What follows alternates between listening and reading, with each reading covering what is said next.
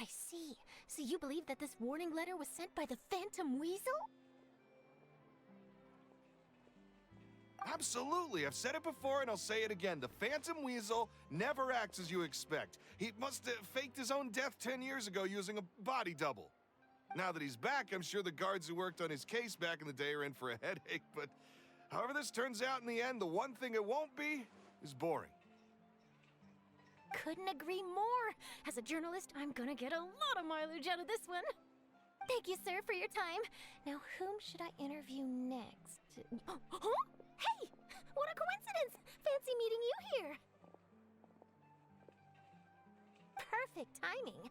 So, the Phantom Weasel's latest warning letter. What are your thoughts? Yeah, this is the first time we're hearing of this one. Could you clue us in? Huh? Oh, sorry. Yes, this case is from a decade ago. I guess you wouldn't know about it. Well, not to worry. You're in good hands because I'm a professional. The story goes like this. 10 or so years ago, a phantom thief became active in the court of Fontaine. Known only as the Weasel, nobody knew his true identity, and the authorities never managed to catch him. Wow, cool! He sounds like one of those mysterious night burglars that you read about in novels. Precisely. Well, except the part where they actually have a good reputation. Our Weasel targeted whatever people held dear, and no one was safe from his predations. He would just as soon steal a necklace from a rich merchant's safe as he would a toy doll given to a commoner child for their birthday.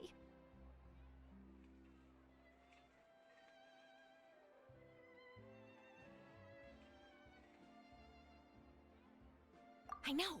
The phantom thieves you read about in novels rob the rich to pay the poor, but this guy did not discriminate. Unsurprisingly, this didn't work wonders for his public reputation. Every man and his dog wanted to see him behind bars. Yeesh. So, did they catch him? Not exactly. There's a good chance that the Weasel would still be at large to this day if it hadn't been for an accident 10 years ago. A magician named Caesar fell to his death in a botched high-altitude escape performance. When the police went through his personal effects, they found a hoard of stolen loot and gadgets used for criminal activities. And that was how the Phantom Weasel's identity was revealed to all. Sure enough, thefts in Fontaine went down after Caesar's death. But today, 10 years on, the notorious thief has once again issued one of his warning letters and pasted it on the gate of the Opera Epiclese for all to see. I had to squeeze through the crowd this morning to get a photo as soon as I heard. Here, it's this one.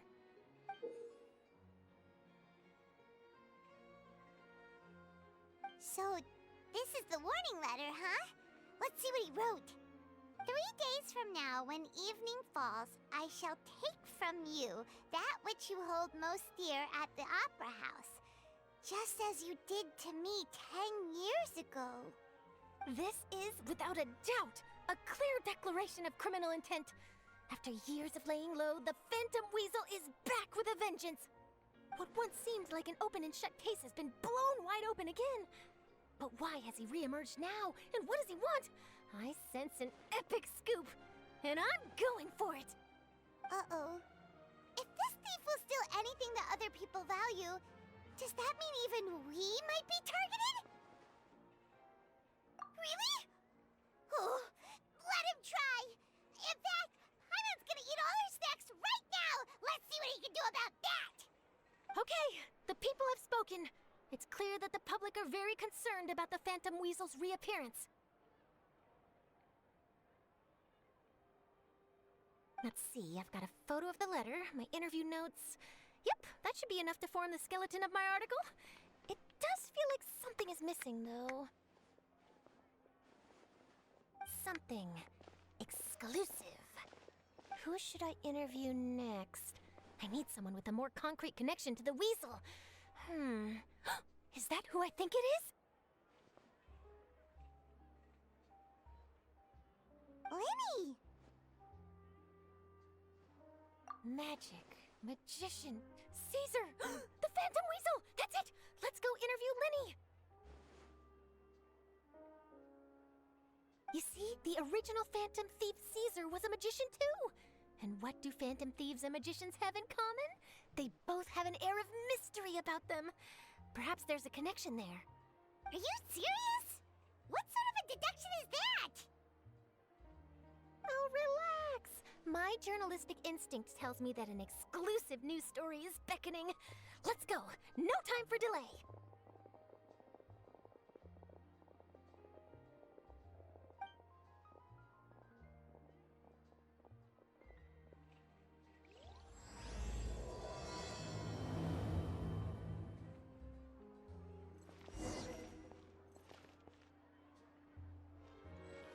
No way.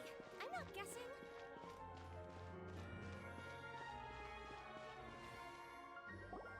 Wow, Mr. Magician! How did you know which card I picked? Oh, it's simple. Come closer and I'll let you in on my secret. Magicians have a special skill called telepathy, which means we can read other people's minds. Really? Then, what am I thinking now? Well, first you need to relax, because I can see that you're clenching your fist in your mind, as if to say, no, I mustn't let him guess it. Aww. And now you're getting a little flustered. You're trying to find a way to empty your mind, to think of nothing at all. But the more you try to hide a secret, the easier it'll come out. You snuck out from home today, didn't you? You told your family a little lie so you could come out and play. Now, that's not a good habit. You can tell? Oh boy, you really can read my mind. Of course. Oh, and that's the end of my performance.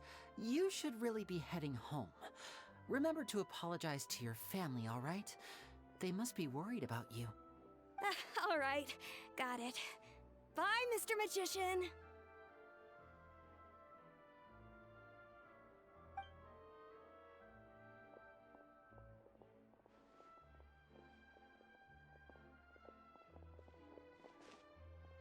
Hey, Lyney? Why, hello. We meet again. Are you looking for me? What's the situation?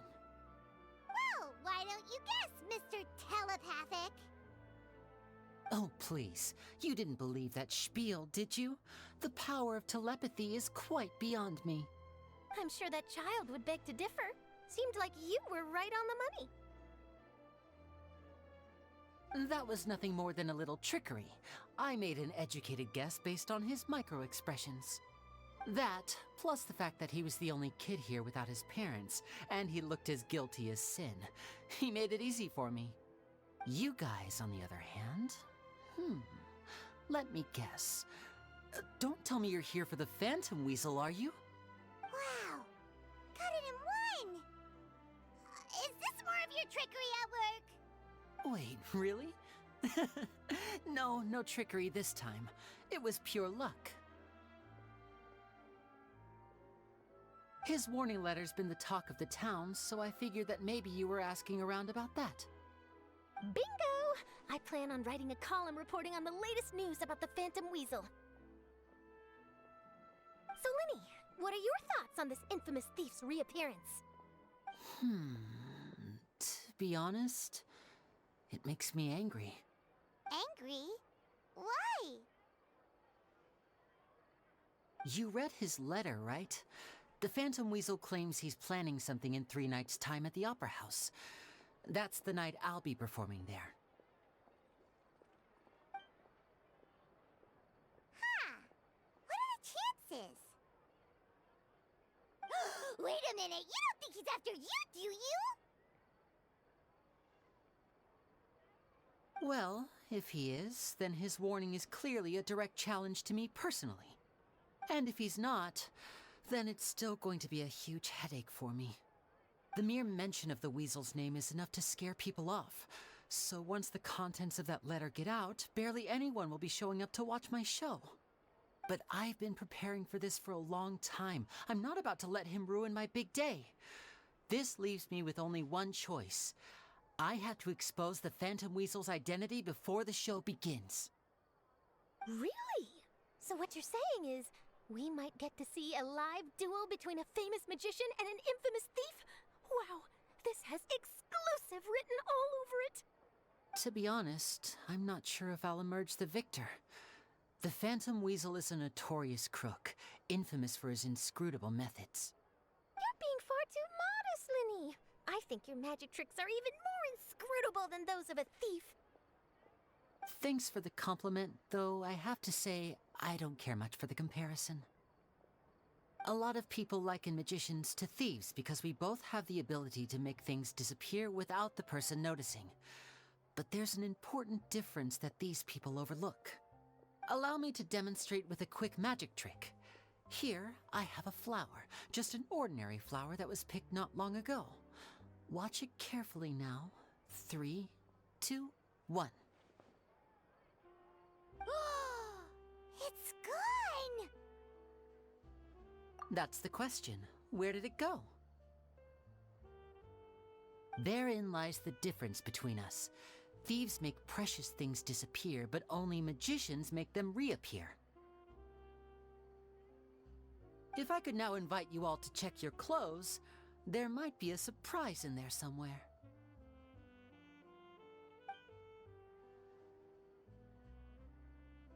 A surprise? Let me see!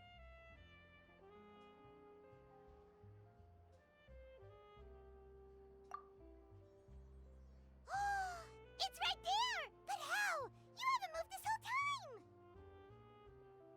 What an outstanding trick! Sorry, Lyney, it seems that my previous praise was woefully inadequate. Clearly, magic is the superior art form to theft. Don't worry, I didn't take offense. I just wanted to take the opportunity to perhaps change some of the preconceived notions you might have about magicians. Since Caesar's death, a lot of people associate magicians with criminality. It can be quite frustrating. I can imagine. Coming back to your trick just now, might I presume that you are well versed in floral symbolism? For example, magicians often use rainbow roses in their flower-related performances to represent passion and romantic encounters. But you used a Lumidu spell, which, if I'm not mistaken, allude to separations. I'm curious to know if there was any deeper meaning behind this choice? Impressive knowledge. It's no wonder you're such a successful journalist. But I'm afraid I don't know the first thing about floral symbolism. I'm just in the habit of using Lumidu spells in my magic. It sounds like something I should look into, though. I'll buy myself a copy of Fontaine's Floral Language Facts when I have some time. But it'll have to wait until this Phantom Weasel business is behind us. Well noted. In that case, this brings us to the end of our interview. I, for one, am looking forward to the final showdown between you and the thief. Please feel free to get in touch to update me on any further developments. Otherwise, I will of course see you at your show in 3 days' time, but let's hope the Phantom Weasel is caught by then. If there's nothing else, I'll be off. You've given me lots to work with here, and I've got no time to lose if I want to write that exclusive piece. I'll see you all later.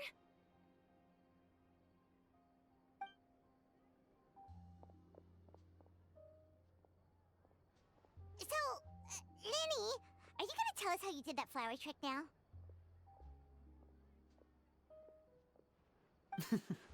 I'm afraid that's my little secret. Aww. Well, magicians are entitled to their secrets.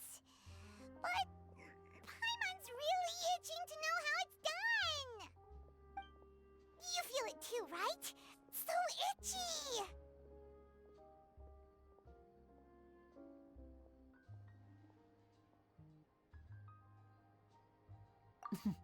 Not so itchy then, huh? Well, since you're so concerned, how would you like to serve as my temporary magician's assistants and help me investigate? Magician's assistants? Oh, that sounds fun! Assistants are technically magicians too! Also, it'll bring us one step closer to figuring out how that darn trick is done! Shall we go for it?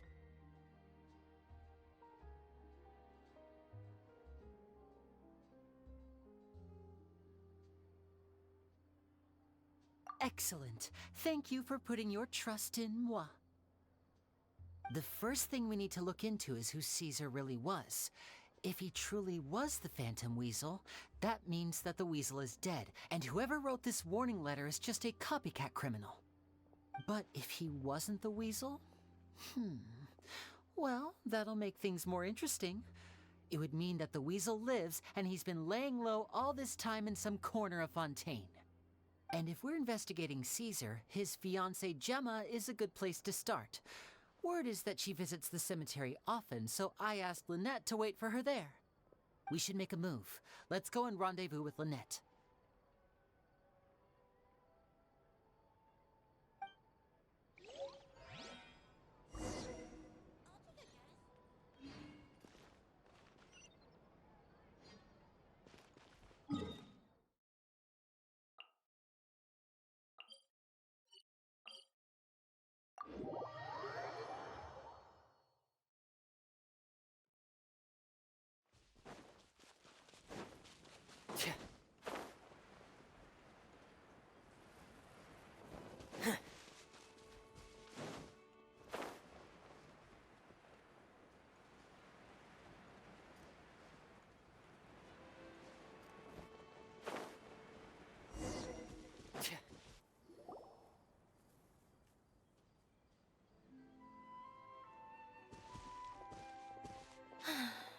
You took your time. Sorry, I bumped into the Traveler and Charlotte en route, and we ended up chatting for a while. It's been a while, Lynette.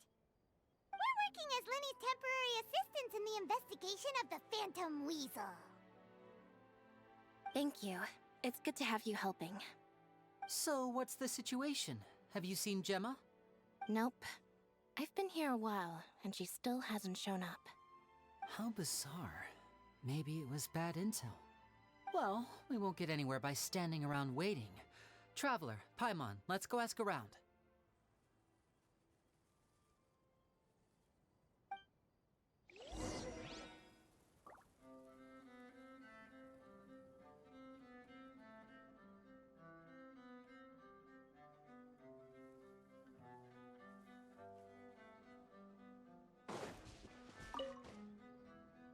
Excuse me, good sir. Do you by any chance know a Gemma? Gemma? You mean Caesar's fiancée? Sure I do. What's this about? I'm just trying to get a hold of her because I need her help with something. I heard she comes here a lot. Yeah, she does. Poor thing. It's no secret why either. She's heartsick. Ever since Caesar passed away, she's been coming here once every week to clean his grave. Often, she just sits there in front of his headstone, lost in thought. Sometimes she talks to herself. I asked her what she was doing once. She said she wanted to speak to him again. She knows he's gone and can't hear her from the grave, but she just likes to spend time there, telling her fiancé all about how her life is going. And she's been doing this ever since Caesar passed away? Oh, so 10 years. Wow, their love must have been really strong. I'll bet. Caesar's reputation fell apart after his identity was revealed, so no one else visits his grave. Gemma's the only one who still thinks about him after all these years. I don't know if the mind lives on in the waters after death, but if it does, I'm sure Caesar must be grateful to have someone who remembers him fondly. If I'm honest, I think this is all so unfair to poor Gemma. Her fiancé was a low-life crook. He doesn't deserve someone like her. Anyway, all of that said, she's running later than usual today. Normally, she'd be sitting in front of his grave by now. I wonder if she's okay. Well, that's everything I know, I'm afraid. You might have more luck asking some other people. All right, well, thanks for sharing all of this with us. We'll keep asking around. You're welcome. I just hope she'll be able to move on one day.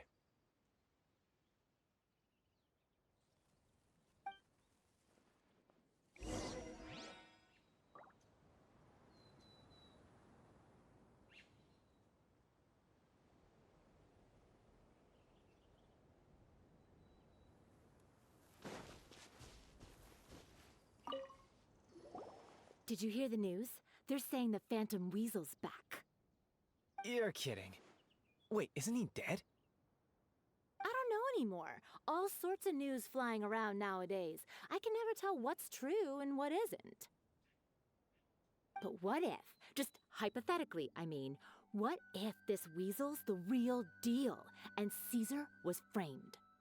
Called it. Seriously, 10 years ago, on the day it all went down, I said to myself, you know what? This guy's been set up. The Caesar I knew was a good guy. He gave balloons to children on the street, for Pete's sake. What, are we supposed to believe that he was a balloon thief or something? Give me a break. Oh, please. Weren't you the one cursing his name to high heaven when the police announced the news? You were all, that gosh darn lousy son of a, you think you know a guy, or words to that effect. Wait, did I say that? I don't seem to recall.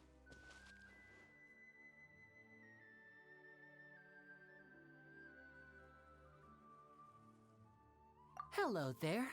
Sorry for disturbing you, but I couldn't help but notice you were discussing the Phantom Weasel. We're actually quite interested in this topic as well, but we're struggling to get to the bottom of it. Do you think you could spare a moment to tell us a little bit about Caesar?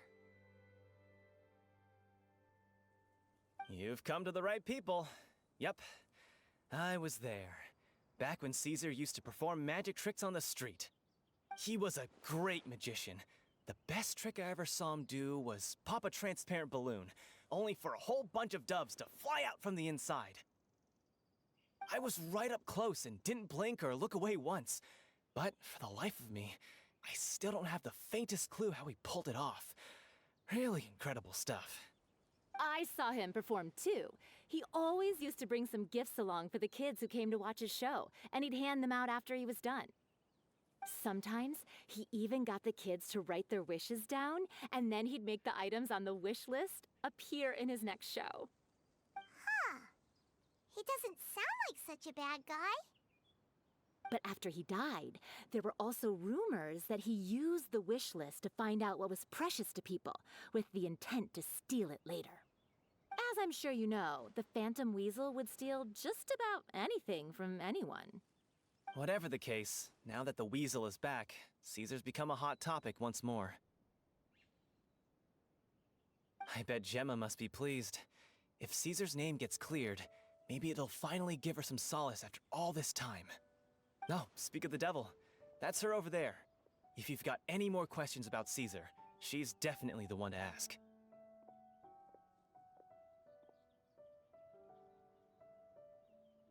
So that's Gemma.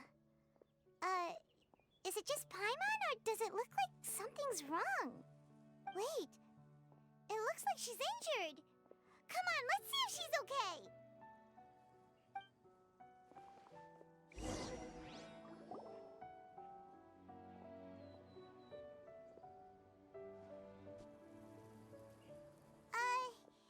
Hi there. You're Gemma, right?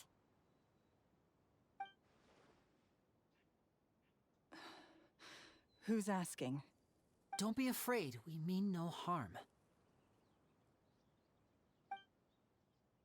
It looks like you're injured. How bad is it? Thanks for your concern, but you didn't answer my question. Who are you, and what do you want with me? My name is Lyney, and this is my sister Lynette. My name's Paimon, and this here's the Traveler. We're investigating the Phantom Weasel. The Weasel posted a warning letter this morning. If he still lives, that means that Caesar was falsely accused. You knew Caesar better than anyone else. So if you're willing, we'd love to hear what you think about all this. I promise you can trust us. We won't hurt you. In fact, we'll do all we can to keep you safe. I never believed that he was the Weasel. Huh. I suspected as much. Okay, so going back 10 years, do you remember anything strange in the weeks leading up to the accident? Did Caesar have a falling out with anyone, for instance? No, not that I know of. Got it. All right, sorry for disturbing you. If you don't have any more questions, please leave. I want to be alone with him.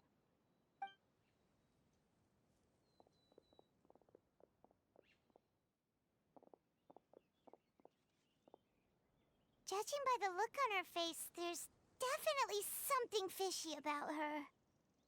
She's lying. She definitely knows something. That's fair. We're just a bunch of strangers who showed up and started questioning her about things that happened a whole decade ago. It makes sense that she'd be wary around us.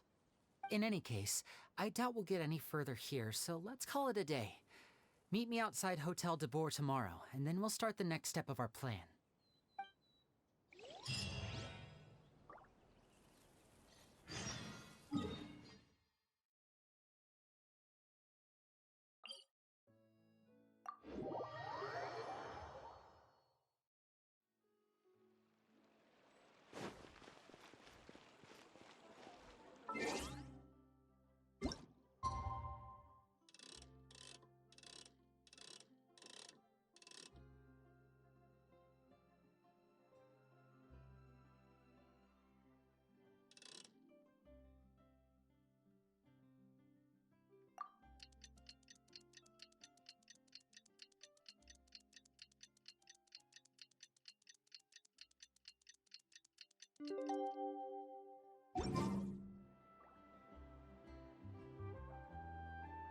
Over here.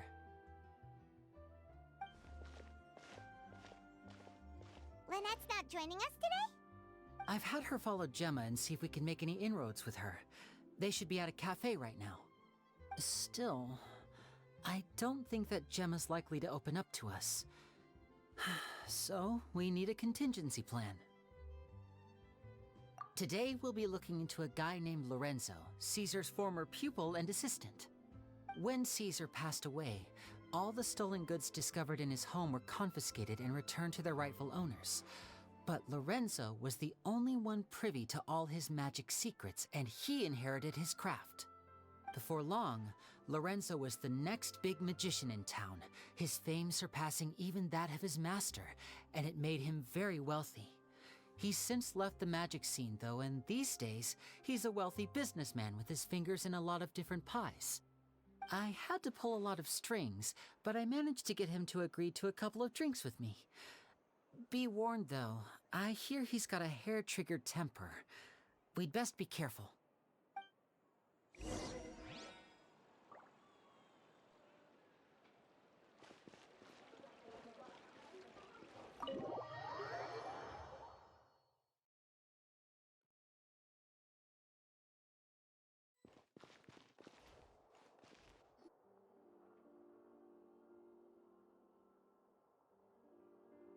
You neglected to mention that you were bringing 2 other people with you. My apologies. These 2 are my assistants. When they heard that I was meeting with the former magic maestro himself, they begged and pleaded with me to bring them along. And if it's no trouble, a couple of autographs would really make their day. Oh, forget the pleasantries, just sit.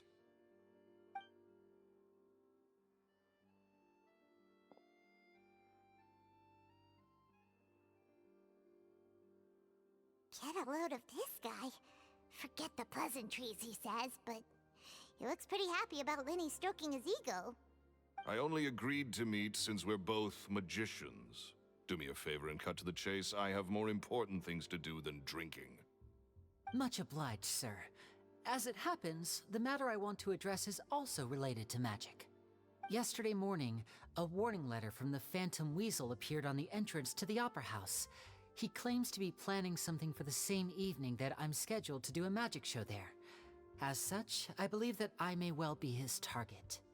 I have to get to the bottom of this to ensure that my show can go ahead as planned. Naturally, any investigation into the Weasel starts with a few questions about Caesar, who... What is there to investigate? Caesar was the Weasel and he's been dead for 10 years. So what if some sick creep thought it'd be funny to write a warning letter? It changes nothing. Are you trying to tell me you actually bought it? Please, sir, no need to get so worked up. I do concede that a copycat is but one possibility. Possibility? It's a fact, Lyney. Look, my patience is limited, so listen carefully while I'm still willing to put up with you. The Weasel is dead. Period. Everyone knows that, so do yourself a favor and quit this investigation. It'll lead you nowhere. Look, if this affects your magic show in any way, I will personally compensate you for any losses. Oh, sir, I'm honored, really. But this isn't about finances for me. My pride as a magician is what's at stake here, Lorenzo. Copycat or not, this person has thrown me the gauntlet, and I must meet their challenge head on. Your pride? Don't mince words with me, boy. Just tell me, what exactly are you seeking to do? I want to find out the Phantom Weasel's true identity. I have to know for myself what really happened 10 years ago. What would that accomplish? And what do the events of 10 years ago have to do with you, anyway? Look, you of all people should know that a magician never reveals their secrets. And in any case, dead men don't talk. So if you really care about your magician's pride, then you'll forget about Caesar and move on. Uh-oh. This is getting awkward. Lorenzo? Is that? Oh, it is you! I know that big, booming voice anywhere. What's up, my man? Want to grab a drink with me? Another day, I'm busy. Oh, come on! You can't be all business all the time. You know what they say? Live fast, die young. You gotta learn how to kick back and relax once in a while. If I wanted your life advice, I'd ask for it. Now get out of my face and go be drunk somewhere else. Sorry, my good sir. I don't believe I've had the pleasure. Oh, hey! Edmondo. He and I are business pals. We worked together a bunch of times. This is your first time meeting him? Oh, he's always like this. Foul-mouthed and hard-nosed. Never heard a kind word out of this guy the whole time I've known him. And he wonders why he can't get a girlfriend, despite being, what, pushing 40, 30, something? Anyway, point is, a lot older than when he first got rejected by the girl he was into. And he's still into, from what I hear. Shut up and get out of my face. Another word out of you and you can forget about doing business with me ever again. Do I make myself clear? Sorry, I may have had a little too much to drink. All right, I'm gonna leave. Don't work too hard.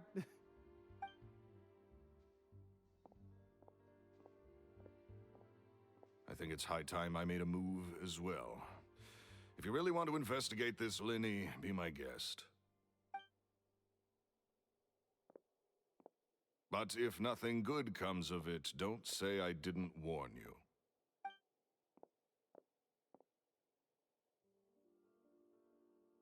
Well, that fell to pieces in a rather spectacular fashion. Any thoughts? Totally. And what was all that about compensating you for your losses? Why would someone you just met make an offer like that? He's gotta be hiding something. And not like Gemma. She was a little suspicious, but this guy's definitely covering something up. I think so too. We need to look into Lorenzo more closely. That guy Edmondo seems to know a thing or two about him. He only just left. Let's see if we can catch up with him.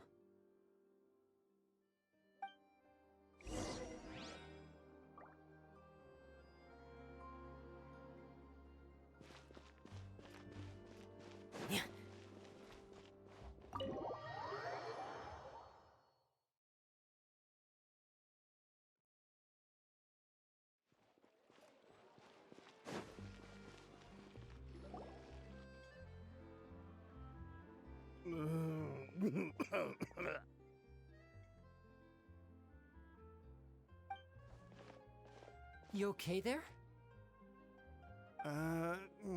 Who are you? Oh, it's you guys. Don't worry about me. I must have had one too many. I just need to ride it out. I said way too much back there, didn't I? Yeah, I nearly talked myself into complete financial ruin. Note to self, no more drunken chats when Lorenzo's around. So, he was serious about threatening to cut you off?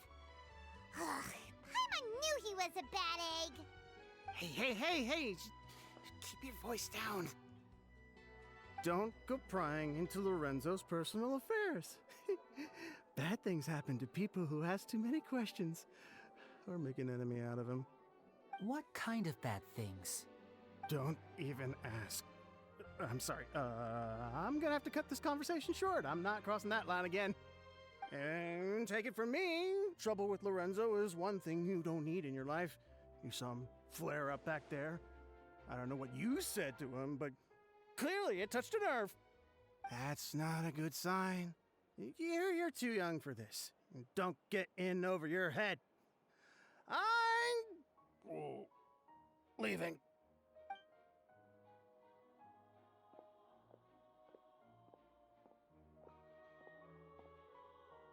And there he goes. What do we do now, Lyney? Shh! I think we're being watched. Someone was listening in to our whole conversation. Don't say anything and don't look back. Any altercation in the city will attract the guards. We'd better take this elsewhere.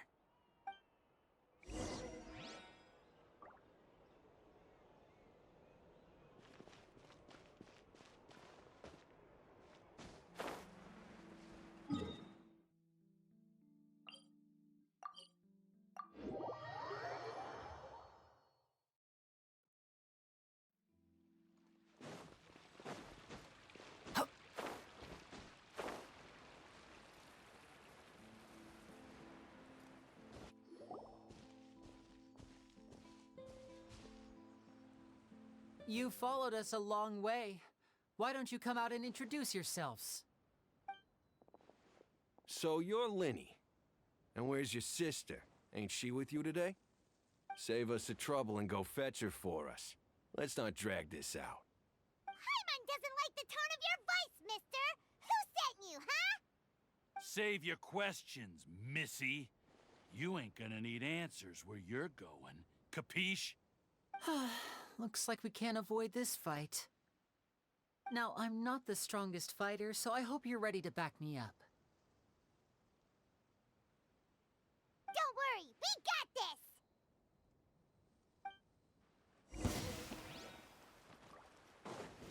this! Trip on us!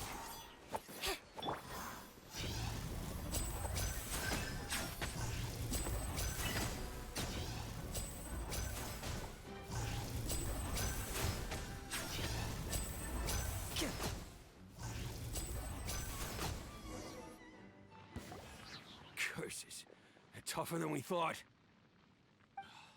Vision wielders are always trouble. Intimidation ain't gonna work like it did on the lady. Come on, let's scram! Hey, wise guys! We ain't through with you yet! Oh, they got away! Did you catch what they said just before they left? Something about intimidating someone else. Sounds like they just wanted to rough us up as a scare tactic, and they've already done it to someone else, but who? You're right. She was injured when we saw her yesterday, and she acted like she had something to hide. Maybe she was too scared to tell us the truth because those guys had threatened her. Well, if that's the case, she should be more willing to open up to us once she learns that those thugs won't be bothering her anymore. Let's head back to the cafe and see if we can get any information from her.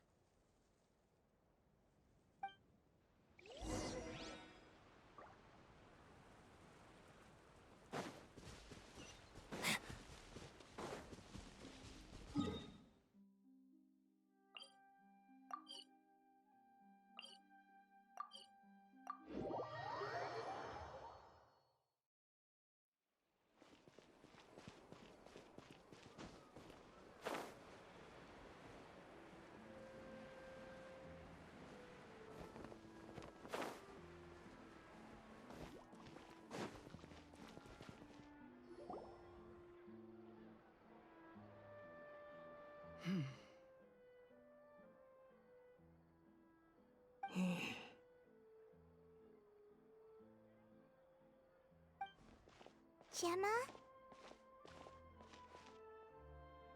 You again. What is it this time? We just ran into the men who've been threatening you, and we gave them a taste of their own medicine. So, you can relax now. We're here to protect you. What? Why? I didn't tell you anything. Why would they come after you? Sounds like they're no strangers to you.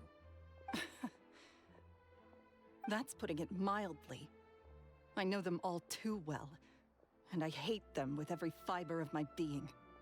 It's been 10 long years, and still every time I try to look into Caesar's death, they show up and warn me not to do anything stupid. How do I know I can trust you? Do you really think you can get to the bottom of it all? And why are you doing this? I'm afraid I can't reveal all the details just yet, but I can promise you this. I will expose the Phantom Weasel's true identity. Because you see, this is a personal matter of the utmost importance. I give you my word. Trust me. Okay. How can I help you? I've heard that Caesar used to have a magic workshop where he kept a lot of his personal effects. If possible, I'd like to take a look at them. Do you know where it is? The Fleuve Sonde. But the place was sealed up by the police after his death, and no one's been there since. I also know that the Fleuve Sonde is dangerous territory. Lots of hostile groups lurking around. If you're serious about going there, please be careful. Understood. Lynette, you stay here and take care of Gemma. Don't let her come to harm. Got it. But if I'm staying here, I'm ordering dessert. I mean, bon appetit. But stay sharp, too. They're likely to come for you while I'm away. Okay. Alright. Power saving mode off. I'll start taking this more seriously now.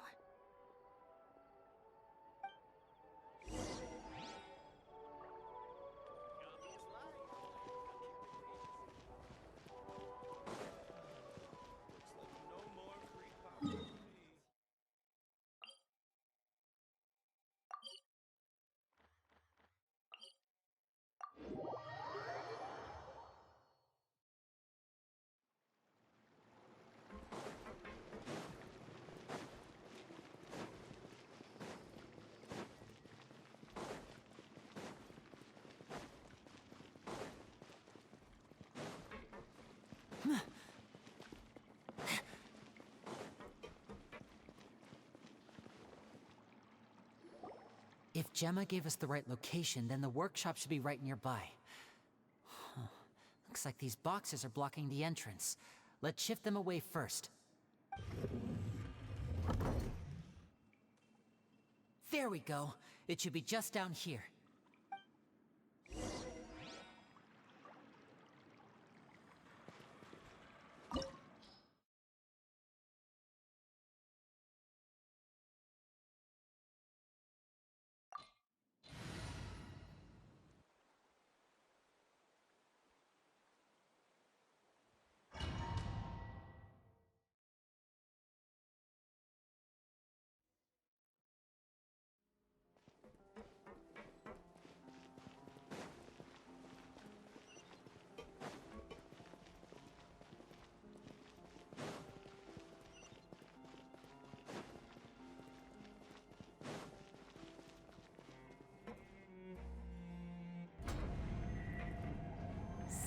This was Caesar's workshop.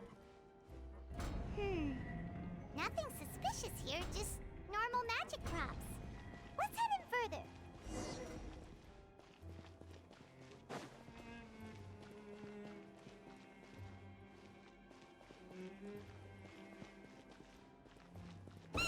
What was that? Oh, is this one of Caesar's gadgets? Guess we must have triggered some sort of device.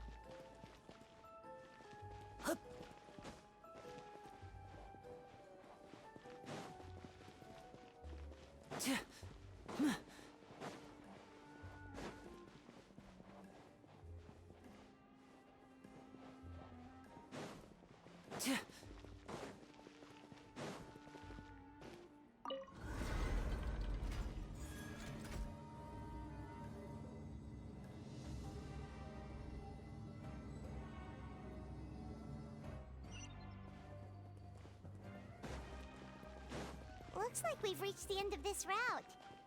Shall we try a different one?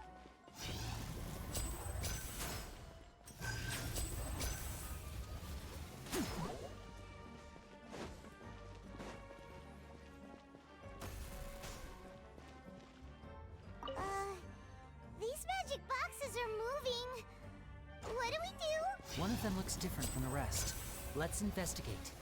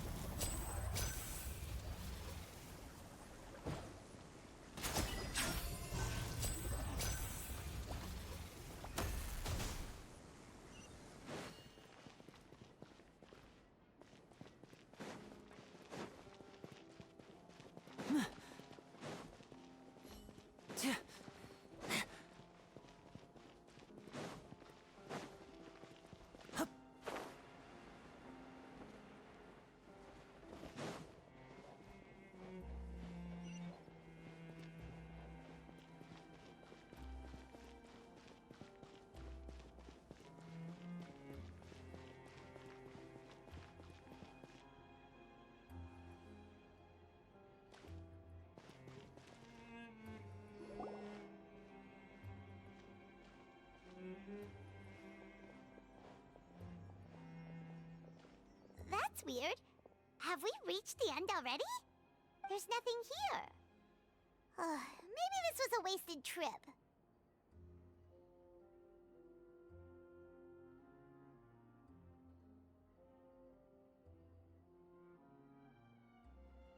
This place seems a little too ordinary for a magician's workshop. There's a distinct lack of mystery. We've triggered quite a few devices on the way here. I'm starting to wonder whether Caesar built this whole place as one big, elaborate magic contraption. If so, then there must be more to this place than meets the eye. Maybe a hidden room somewhere. Aha! If I just move this book, then hopefully... and... presto! A secret passageway! How did you know? I'm a magician too, and apparently great minds really do think alike. Looks pretty big inside. Let's head in and take a look around.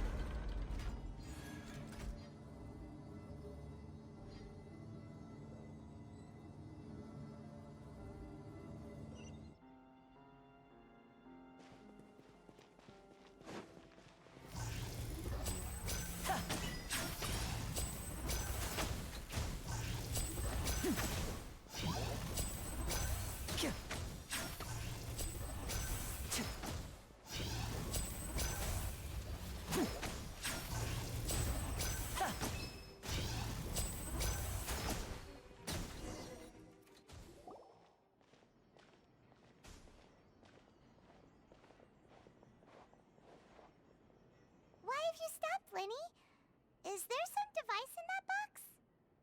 Huh. It just looks familiar somehow. Let me check this out for a second while you guys go on ahead. If anyone makes a major discovery, let's rendezvous here. All right, see you in a bit.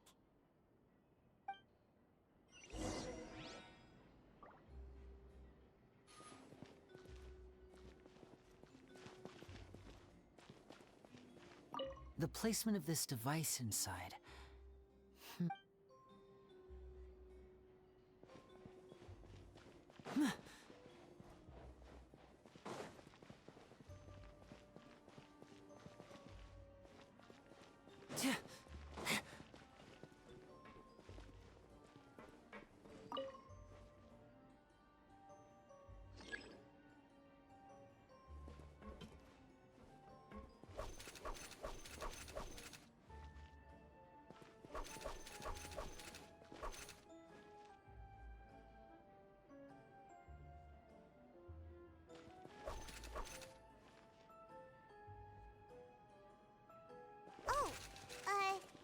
Seems like we can't step on the same tile twice. Guess we've got to finish it in one run, huh?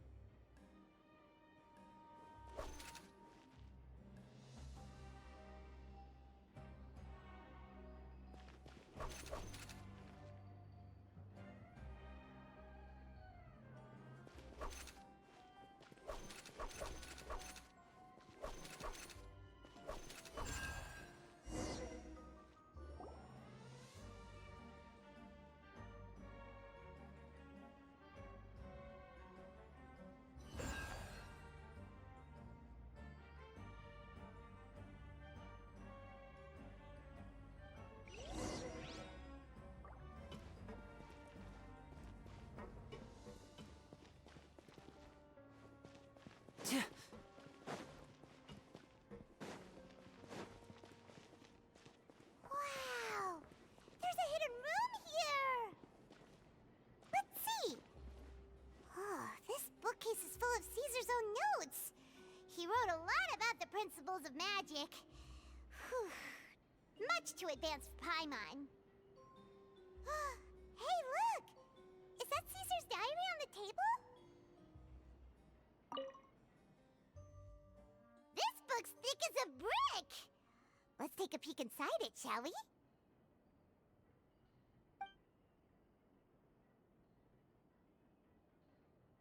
At one of my shows a few days ago, a child asked me how I pulled candy out of my hat. As a joke, I told the kid that the hat has a built-in wish-granting machine. Next thing I know, today a whole bunch of kids were pestering me to pull all sorts of things out of the hat. So I told them another white lie. The machine needs time to power up, but in the meantime, you can write your wishes down. Well, they took me up on that offer, enthusiastically. As I write this, I've only just got back from running around all over town, buying the things they wanted. Boy, are my legs sore. I wound up saving very little this month, but that's not a major issue. I now have a bigger problem. How am I going to hide all these things inside my hat?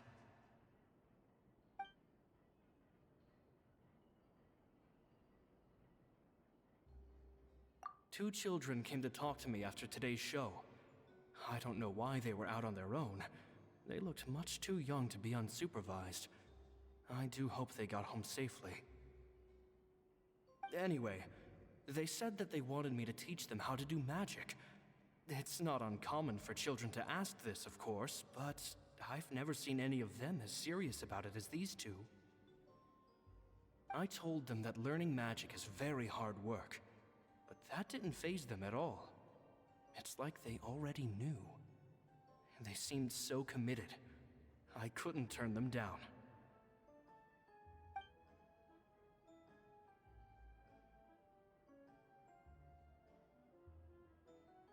It seems like something's bothering Lorenzo lately.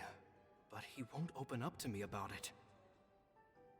Surely he's not upset that I agreed to teach those two children. I'll have to talk him around. I have a good feeling about those kids. They're naturally talented, and it seems like they're not new to the world of magic. They have all sorts of fantastic ideas. All I'm really doing is helping them develop a more professional standard training plan. They wanted to call me Master, but I told them they absolutely mustn't. Any magician worth their salt could have taught them what I have. They're the geniuses here. Compared to them, I don't deserve to be called any sort of master. With time, I have no doubt that they could become far greater magicians than I. My only concern is why they're so mature for their age. I fear they've had to grow up too fast. I don't dare to imagine what they must have been through. Gemma thinks so too. She doesn't like being around them. Says that their eyes are too piercing. They don't bother me, but then again, I've never been the sharpest tool in the shed.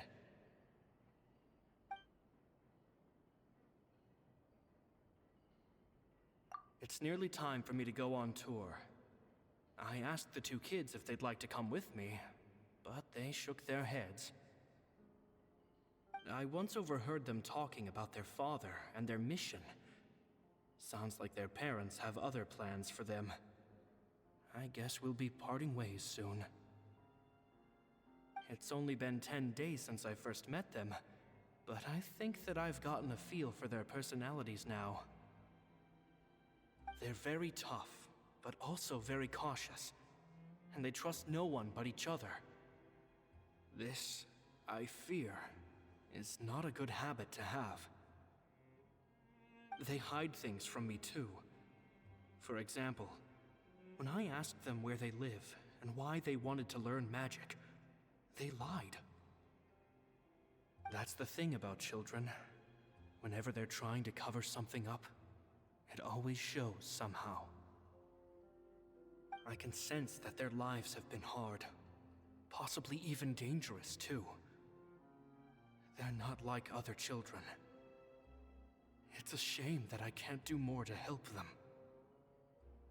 After thinking things over, I decided to tell them a bit about how I see the world.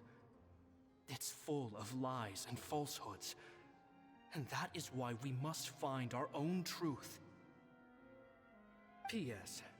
I hope they won't find my nagging annoying. Children are so opinionated nowadays. Will it do them more harm than good for someone they've only known 10 days to lecture them like that? P.P.S. Maybe I'm overthinking this. Children aren't interested in grand philosophies. It probably just went in one ear and out the other. I bet they've already forgotten every word I said. Oh, Caesar, Caesar. Just mind your own business next time.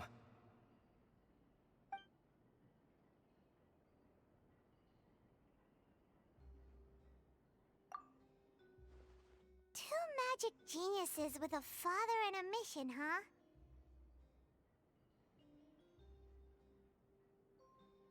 Sounds a lot like he was writing about Lyney and Lynette, don't you think? So did they meet Caesar when they were kids? Let's go ask Lyney!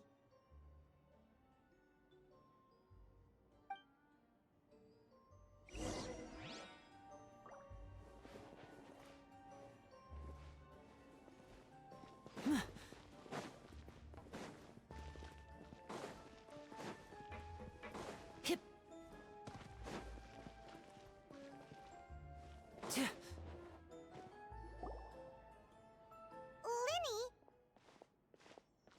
Shh, hold that thought. As I expected, there's a lot of fishy things going on in this place.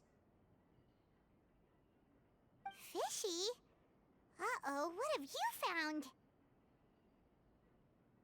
All in good time. Before we go over our new leads, I want to tell you how a high-altitude escape is performed. First, the magician slots themselves into a magic box in full view of the audience. The box is then suspended high in the air, and a short while later, the base automatically opens. At this point, a dummy will fall out of the box, but it looks real enough to grab the audience's attention, and they start wailing and screaming. Meanwhile, the real magician, who has by now blended into the crowd, waits for a good moment to make their appearance and put on a hysterical performance. Oh no! Is that me? Did I just fall to my death? Very vivid description. Paimon can really picture it. And then what? The audience's gaze then turns to the magician, and by the time they realize what's happened, the dummy has vanished, as if everything that just happened was some sort of shared illusion. Of course, that's just how I think the process should work, theoretically speaking. The inventor of this trick never performed it successfully. When the box opened, Caesar was the one who fell out, and not the dummy. He fell right to the ground from the highest point of the opera house. No one could hope to survive that fall, not without a vision at least. And no one else has ever attempted this trick since. My understanding of how it works is just based on what I could gather from his notes and the relevant gadgets here in his workshop. So Caesar's famous high-altitude escape has never been done, huh? Paimon was about to say how cool it would have been to see it in person, but if it's that dangerous, it's probably for the best that no one else tries to do it. Wait a second. So if a dummy's supposed to drop out of the box, then where does the real magician go? How does he get out?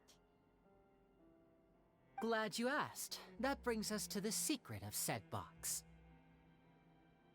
This box right here is the one that Caesar constructed himself to use in the performance, and it's not as simple as it looks. Inside, there's a device that only the magician himself would know about.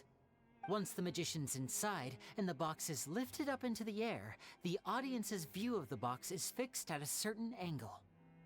From where they're standing, they have a clear view of the front, sides, and bottom, but the back and the top are now no longer visible. At this point, the magician presses a button inside the box, opening a secret door out of view. He then escapes through this trapdoor onto the opera house roof, waits for the dummy to fall and distract the audience, and quietly returns to ground level. That's way simpler than Paimon imagined. Even Paimon could probably do it. Well, there's a little more to it than that, of course. The hardest part of this trick is controlling the audience's mood and reactions. That takes an exceptional degree of showmanship. There's the falling dummy, the miraculous reappearance, the pompous performing. Maybe the magician would even have themselves tied up before it begins to strengthen the impression that there's no escape. Many days and nights of careful research and painstaking practice would have gone into this, all culminating in a performance just a few minutes long, but one that still manages to transform the shock and grief of a tragic accident to the joy and laughter of a mesmerizing magic trick. Caesar was a highly accomplished magician. But unfortunately, even he didn't manage to pull it off.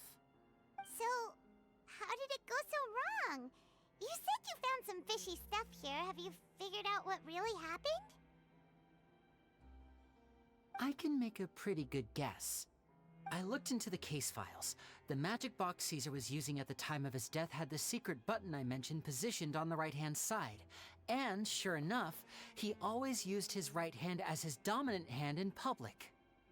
Okay. Nothing suspicious there. But here's the strange thing.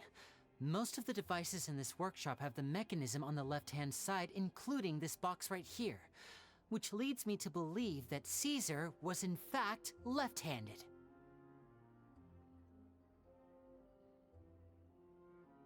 Because a magician can't afford to have their most basic habits stand out too much. People naturally focus their attention on the most important details of the task or situation at hand. But a magician needs to be able to redirect an audience's attention at will, so as to avoid arousing their suspicion. The essence of magic is getting people to believe a lie. If even the truth raises eyebrows, the falsehoods become all the more difficult to mask. And so, Caesar trained himself to use his right hand to align with his audience's expectations. Great magic always requires sacrifices. But in his most stressful and nerve-wracking moments, and when no one was watching, reflex would kick in and he'd use his left hand. That's why he set his gadgets with the mechanism on his left. Exactly. I think that's likely what happened. Caesar would have been under a lot of time pressure during the escape. He'd have had mere seconds to open the hidden compartment, retrieve the dummy, then open the secret door and make a swift escape. But I'm sure he was confident. He would have rehearsed countless times to the point where it was second nature. He'd barely need to think about what he was doing because muscle memory would guide him through. So he opened the compartment, took out the dummy, checked everything was in order, and then went to leave. With his left hand, he reached for the button, and suddenly, his heart skipped a beat. It wasn't there. Much like when you reach for your keys but find your pocket empty, his mind needed a moment to process what was going on. Instinctively, his left hand would keep feeling around for the missing button, maybe for another second or two, until the bottom of the box gave way. With the stakes being as high as they were, just a 2-second delay cost him everything. The authorities would find nothing suspicious and conclude that his death was due to his own error. When in reality, someone switched the boxes, and they did it to murder him. But how would they be able to make the switch without being noticed? That would be difficult to pull off, no?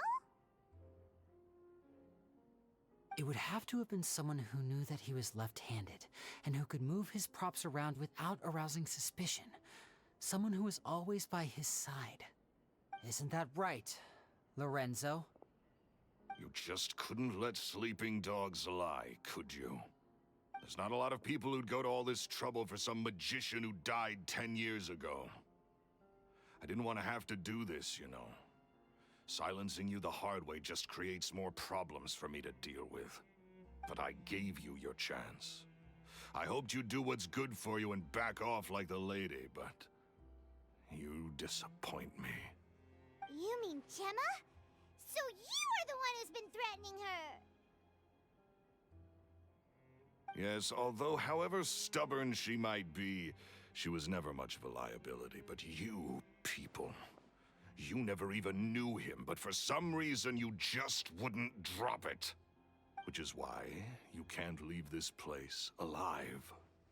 Take them out, and make it quick. Do your worst!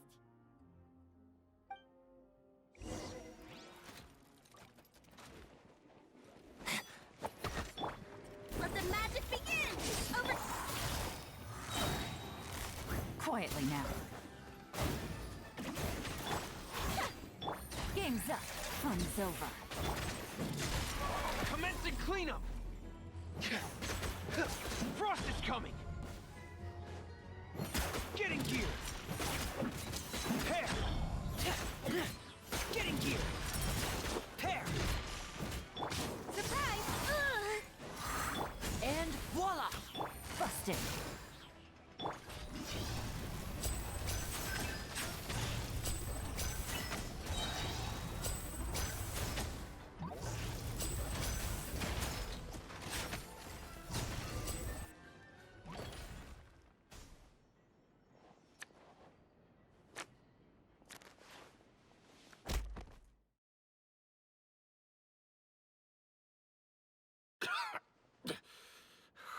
You kids are tougher than you look. Had enough yet, Lorenzo? Your cronies can't help you now. I think it's high time you started talking, and what I'd really like to know is, why did you murder Caesar? If I had a mora for every time you said that man's name. Of course you idolized Caesar, everyone else did. But I was the real genius magician. Me! He was just an amateur who did cheap tricks for gullible children. I was the one who made magic into the fine art it is today. The aristocrats doffed their hats to me! So it was jealousy. Jealousy. Hatred, more like. I hated Caesar. All he cared about was his magic. He lived and breathed it.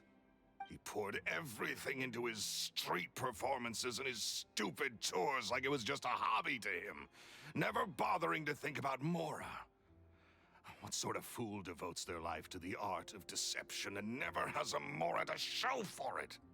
But the people loved him, didn't they? Oh, how they looked up to him. No one gave me a second look. All I ever heard was, "Oh, your master's amazing, isn't he?" Amazing. Yeah, so amazing that he was completely broke. Every other apprentice was living it up at their master's expense, but no, not me. I put in all the work, mastered all the skills, and it brought me nothing more than the life I already had. He forbade me from using magic to trick people out of their Mora. There was nothing he hated more than that. And with his reputation in Fontaine, it was too risky for me to go it alone. As long as he was alive, if I dabbled in my own brand of money-making magic, he would expose me, and it would destroy me. I had to kill him. There was no other way. He had to go. And this was your only motive? It was reason enough. What other motive would I need? Well, I was under the impression that there might have been other factors at play. For instance, maybe you were in love with Gemma, but she was engaged to Caesar. In love with Gemma? Don't be ridiculous. Guess I was wrong about that then. Next question. Are you the Phantom Weasel? I am. Caesar was so strict with me. He insisted that his way was the right way, that the sole purpose of magic was to bring joy to the world. I never bought into any of that. I was more interested in the practical value of magic. Sure enough, it helped me fill my pockets with all kinds of valuable treasures. Oh, yeah! Charlotte told us that the weasel would steal whatever people valued, no matter how much it was worth. That's just how it looked from the outside. What would any thief want with second-rate loot? I've only ever targeted high-value items. I stole cheap things as a way of practicing my craft. It was other people's overactive imaginations that conjured up the preposterous image they then dubbed the Phantom Weasel. So that's the story, huh? Well, I hope you're ready to tell it all over again during your trial. What choice do I have? You're a pack of wolves, and you've got me between your jaws. You've seen what's here, and my last-ditch effort to stop it getting out has failed. What else can I do? So be it. I've enjoyed power and wealth for the last 10 years, the likes of which Caesar could never give me. I wouldn't choose for things to end this way, but I regret nothing. Very well. In that case, I'll contact the guards. Traveler, Paimon, keep an eye on Lorenzo for me. I'll meet you just outside the workshop when I'm back.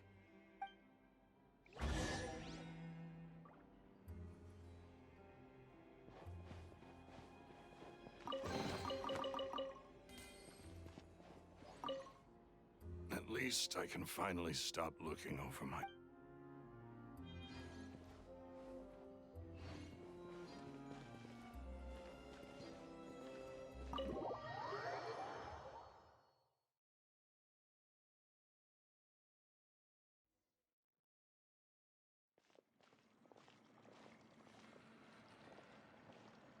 Lyney has told me the whole story. Lorenzo, do you confess to the murder of Caesar and to framing him for the Phantom Weasel's crimes? Look who's finally developed a conscience. What kind of disciple murders their own master? I hope it was worth it, because there'll be hell to pay.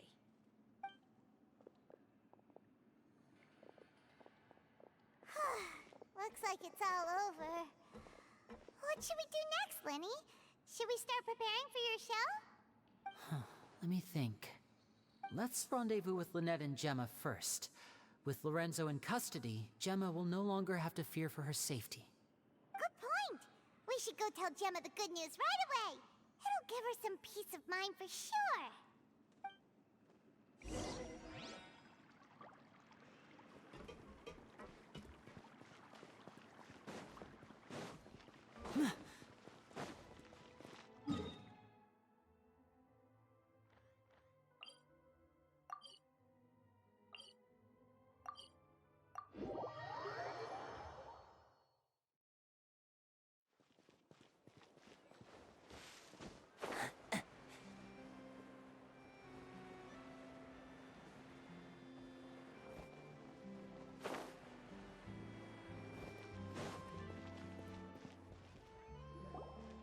Ah, you're back.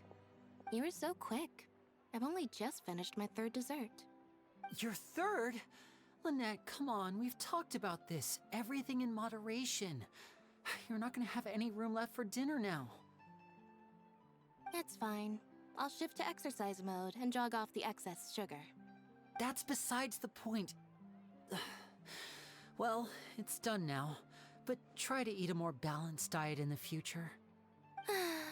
Point taken. Did everything go okay? Of course! Lorenzo was no match for us. The guards are taking him into custody as we speak. Gosh, that's amazing. I'm sorry, I still didn't know if I could trust you, but now it seems I can. I had my suspicions about Lorenzo, but I... It's okay, we understand. He did threaten you. Paimon would find it hard to trust strangers in your position too. But you don't need to be scared anymore. Everything's gonna be okay. Sorry. My emotions are all over the place right now. I've been waiting for this day to come for so long. I always wanted to report Lorenzo. He took all of Caesar's property, which I found suspicious, but I had people watching me all the time, so I couldn't risk looking into it. I was so afraid. I was scared he'd do something terrible to me, and then no one would be left to visit Caesar's grave. So I never had the courage to speak out. Thank you all. Truly. Thank you so much.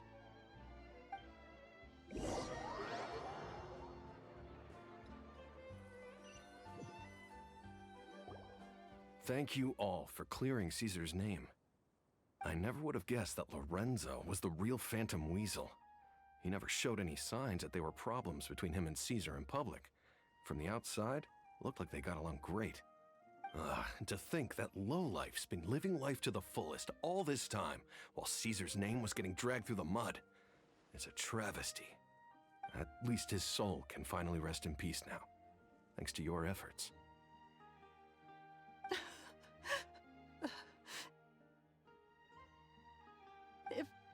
If only I'd realized before it was too late. Don't blame yourself, Gemma. This isn't your fault. Yeah, you still have the rest of your life to live.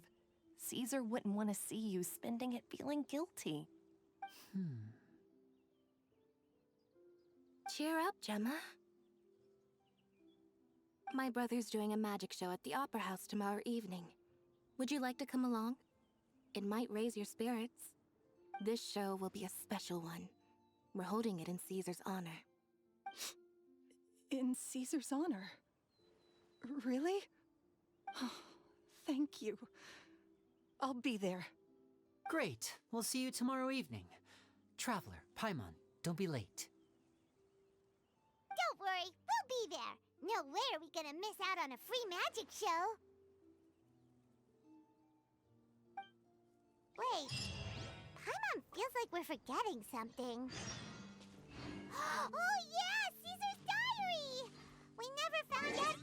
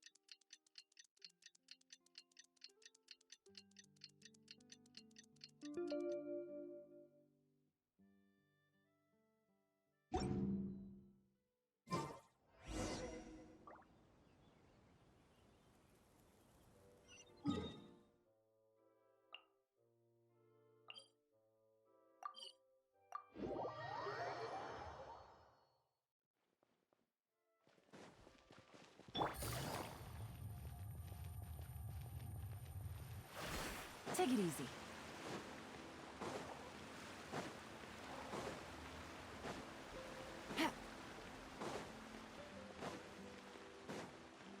Take it easy.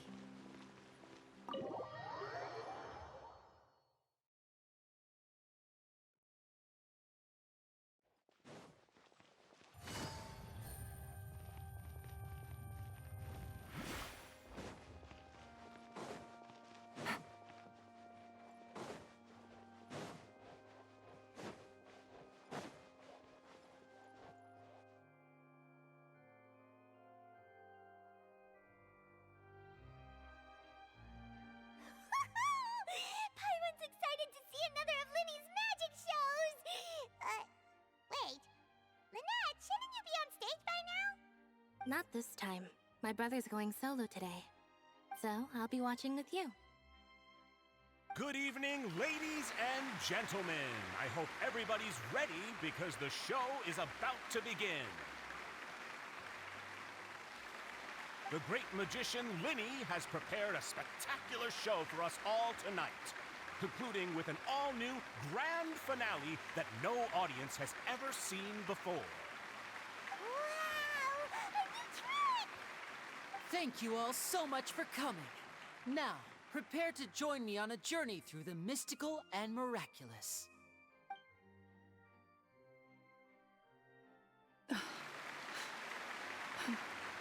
Exciting stuff, isn't it? Yes, it's just...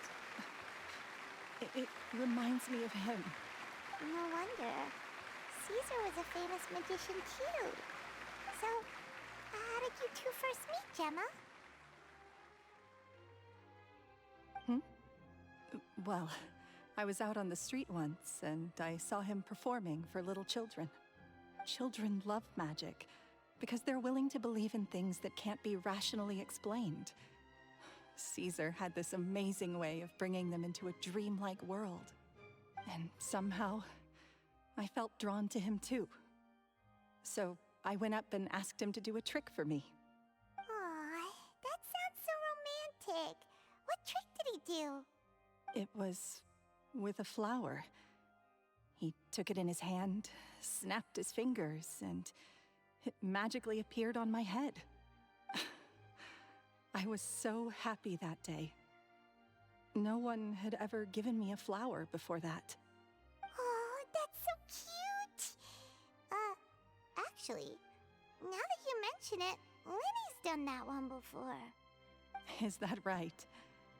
Then I suppose he's a romantic at heart, just like Caesar. So let's treasure the time we have with him. After all, you never know when the people dearest to you might be gone. That's right. It's all over now. Paimon doesn't really know how to comfort you, but at the very least, no one's gonna be intimidating you from now on. You can breathe easy at last, right? Right. Yes, you can breathe easy now, Phantom Weasel. See? Even Lynette says... Wait, what? The Phantom Weasel? Lorenzo escaped? Where is he? What do you mean, Phantom Weasel? As Lyney once said, A performer's job is to commit fully to their role and put on a flawless performance for their audience. But once the bag of tricks is empty and the curtain falls, it's time to end the show. The spotlight is no place for someone with no more cards up their sleeve. It's been 10 years, Gemma. Aren't you tired of the grieving widow act? I think it's time to put an end to it. What are you talking about? Paimon doesn't like this riddle. Traveler, Paimon doesn't like where this is going. Come on, say something! Ladies and gentlemen, I hope you're all enjoying the performance so far. There will now be a brief intermission, after which Lyney will perform the most electrifying act of tonight's show, the one we've all been waiting for. The final performance will take place outside of the Opera House, so please make your way outside in a calm and orderly fashion. The Phantom Weasel never did like public places, did they? Don't worry, this place will be quiet soon. Let's talk somewhere else for now.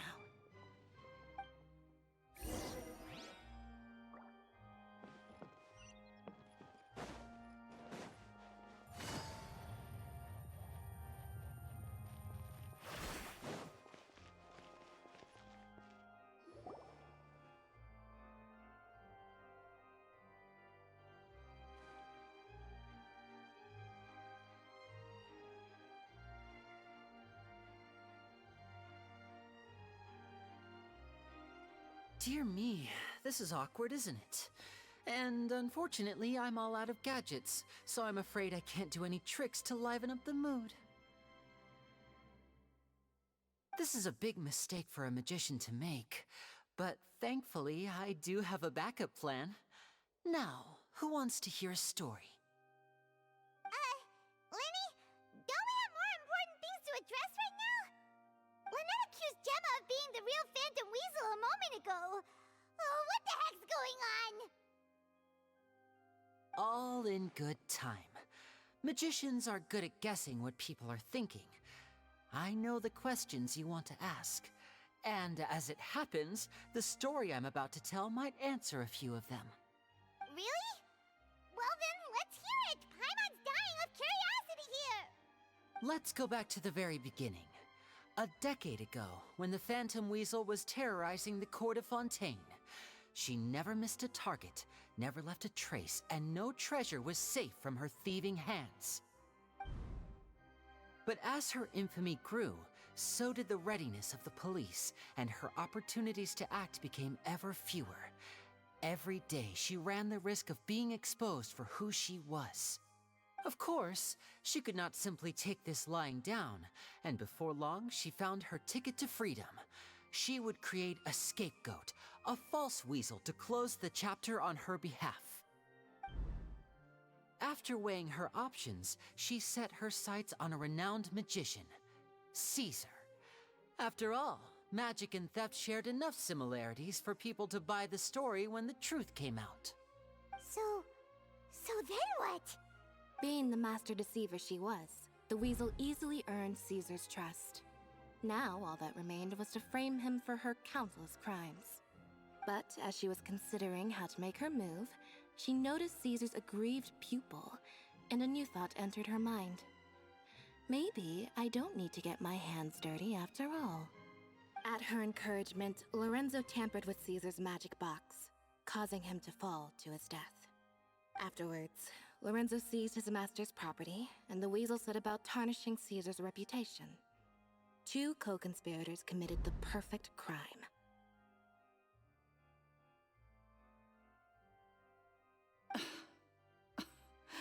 I've got to hand it to you. You're both exceptional storytellers. It's enough to make even me wonder whether there was really another mastermind behind all this, pulling the strings. But I just have one question. You seem to think that I am the villain in this tale. What's brought this on, Lyney? Is it something that Lorenzo said? Don't worry, Lorenzo said nothing at all. But I never believed that he was the weasel, and in fact, my investigation only made me more certain of that. He was too forthcoming with his confession, as if there was something else he was trying to hide. How disappointing. So you'd sooner trust Lorenzo than me, even without a shred of evidence? A magician is an expert at playing the audience to get the result they want. And I have no doubt that you, Gemma, are equally talented in this regard. With a little help from Lorenzo, you put on a very convincing performance.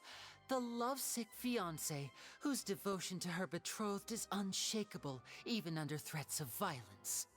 Caesar was maligned and hated by all for 10 years, but you? Everyone sympathized with your plight. Who would suspect for 1 second that the lovely young lady always seen weeping in front of Caesar's grave was actually the mastermind behind his demise? No, not that poor lady. Perish the thought. Wait, so you mean the whole intimidation thing was just a hoax? Gemma and Lorenzo were both in on it? But why would Lorenzo agree to that? And why didn't he sell her out even at the end instead of admitting to being the weasel himself? Yes, why indeed? Maybe Gemma herself could enlighten us on that question. Well, Lyney, if you're so confident in your version of events, then I think the answer should be obvious. Having killed Caesar with his own hands, Lorenzo was plagued by overwhelming guilt. Revealing the Phantom Weasel's true identity would serve no purpose. But if the Weasel remained free, then she could take care of Lorenzo's loved ones. An excellent answer, though sadly a little dull. Is that right? Well, don't let me bore you. If you'd care to change the topic to something more interesting, I'd be much obliged. As a matter of fact, there's one thing I'd really like to understand. Why would the real Weasel have targeted things that only have value to other people? Could you shed any light on that? Of course. After all, we're just telling stories here, aren't we? If I had to guess, I would say that the real Weasel must have had a terrible childhood. Left to fend for herself after her parents died young. Betrayed, scorned, beaten. She'd scrounge waste paper from garbage bins to draw on, using twigs and dirt for lack of ink and pen. She'd sew ugly rag dolls from whatever scrap material she could get her hands on. This was her only source of happiness in life. But it was all she needed, and she was content. Until the world decided that even this was too good for her. Once again, she was betrayed. And this time, everything was taken from her. She felt like life was a miry pit that dragged her further down the more she struggled to escape. At that tender age, she should have been happy. Instead, she stood in the shadows and watched with envy as all good things in the world passed her by. This was a fate too cruel for anyone to bear. Her pain became a breeding ground for dark thoughts. Thoughts which festered and grew into a twisted solution to her troubles. I detest the happiness of others, in all its forms alike. I will rob them of everything they hold to be good and true, and it will fill the void in my soul. That's some pretty heavy stuff. Now it all makes sense. Does this story satisfy you, Lyney? Yes, it is quite to my tastes. Thank you for helping to clear up my confusion. Huh. That's right. What drove you to write that letter, Gemma? What were you trying to achieve there? Because without that, none of this would have ever come to light. She didn't write the letter. After 10 long years, I'd hoped that the Phantom Weasel would be consigned to the history books by now. But it seems like someone still wasn't ready to let her finally be at peace. Lyney. Or should I call you the Phantom Copycat now? You were the one who posted that letter outside the Opera House. But why?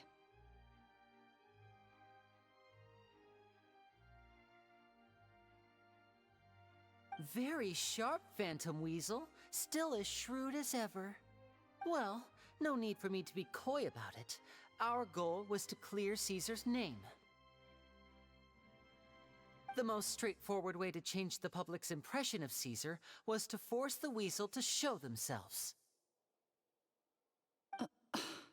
That's it?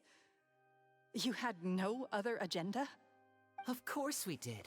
We made it quite clear in the letter, I believe. I shall take from you that which you hold most dear, just as you did to me 10 years ago. 10 years ago? You mean Caesar's death? You met him? Wait. Oh, I get it. You were those two obnoxious kids. It's been so long, and you're all grown up now. I didn't recognize you. He taught you magic back then, didn't he? For what, 10 days or something? And you went to all this trouble. Why? Because you feel like you still owe him something? We remember all our debts, however great or small. 10 years ago, Caesar's reputation was torn to shreds, and his legacy was thrown out. 10 years on, and no one cares what the truth is anymore. But we did not forget, and so we came to find you. And? What exactly did you take from me? I'm still standing, as you can see. Lorenzo has admitted to everything. I'm free. Free? Do you really think so? Caesar once told me that even though the world is filled with lies and falsehoods, we must find our own truth. I think that applies to you too. Truth can take many forms. Prized possessions with nostalgic value, fervent hopes and dreams, and irreplaceable people. Life took many things from you, and those wounds never healed. When they ached unbearably in the dead of night, stealing became your way of numbing the pain. What are you trying to say? I'm saying that for the last 10 years, you've been living a rather uneventful life. Perhaps that's because you found something other than a life of crime to fill the hole? Back to Lorenzo for a second. He murdered his own master, played along with your act, and took pains to make sure any suspicion would be directed towards him. But what did he have to gain from all that? He knew who you were and the things you'd done, and despite that, he was willing to give everything up for your sake. He's the reason that you haven't felt the compulsion to steal in all these years. You're more than just accomplices in murder.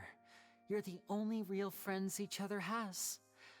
So I think you know, deep down, that he is the only truth you have in your life.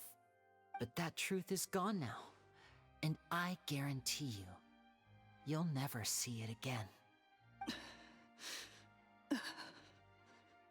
Congratulations on your freedom, Gemma. Your freedom will cost you dearly. From now on, you'll be all alone in a world full of lies and falsehoods. I do hope you'll be able to bear it. You've still got a long life ahead of you after all. Gather round, one and all. The time has now come for the amazing Lyney to perform his final act in tonight's show. I'm sure you're all wondering what he has planned for the grand finale. Well, wonder no more, for the answer is a death-defying high-altitude escape. A high-altitude escape?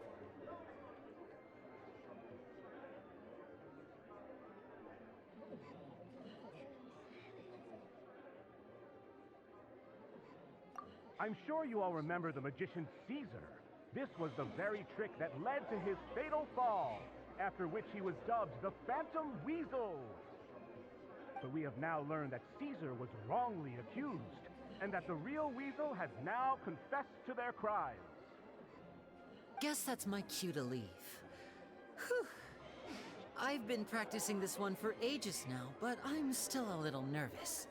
Traveler, Paimon, I hope you enjoy the rest of the show. There may be a lot of people watching tonight, but you alone are my true witnesses.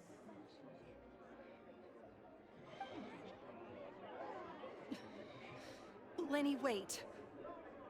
You two hid a lot from Caesar. He went to his grave without ever knowing your secrets. So what about now? Are you an open book? Or are you still the same as ever? You don't have to tell lies to end up isolated and alone. One day, you'll end up exactly where I am today. Maybe then you'll finally understand. You're wrong. I'm nothing like you.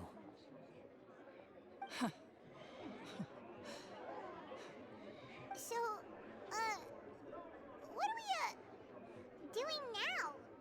Like Lyney said, when you're ready, let's head outside and watch the show. But what about Gemma? She'll figure out what's best for her soon enough. Oh, and if you'd like to see Lyney after the show, you know where he'll be. The usual haunt. Alright, well, let's go and watch Lyney's finale then. This trick's a pretty dangerous one, but he should be able to pull it off, right?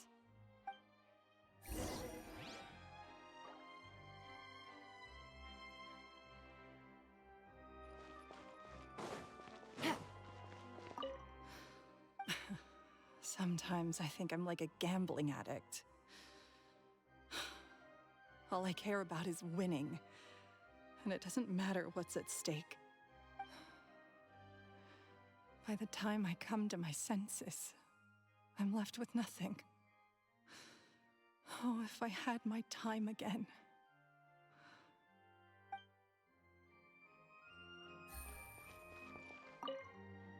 Magicians are not like thieves. Thieves only tear things apart. But good-hearted magicians, they put things back together.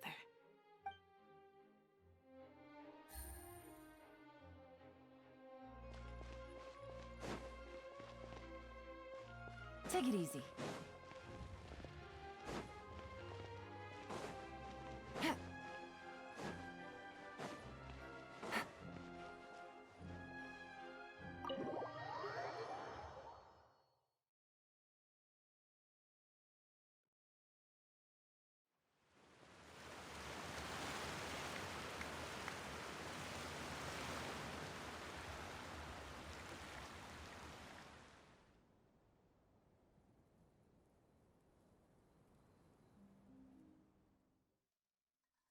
Magic should be mysterious, surprising, and defy logic.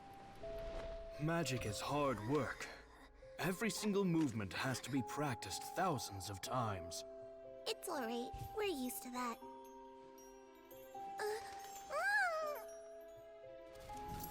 We're sorry. You've taught us so much, but we can't tell you the whole truth. It's okay. Do you still remember what I told you? This world is full of lies and falsehoods. I only hope that one day, you can find your own truth. What about you? Have you found your truth? Magic is my truth. I want to perform a magic trick so great that people will always think of me when they talk about it. For a magician, what greater honor could there be? Look! Behold! Lyney is sealed inside the box. Will he manage to escape? 10 years ago, Caesar attempted this very trick, and it was at this precise moment that...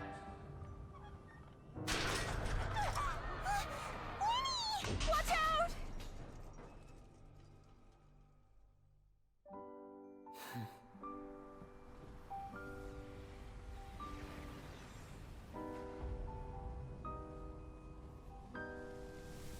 Mysterious. Surprising. And logic-defying. Isn't that right? This honor belongs to you, Caesar.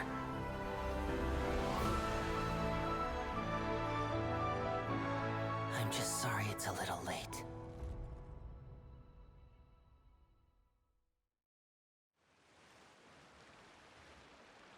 Did you see that? One minute he was falling, and the next, he turned into flowers.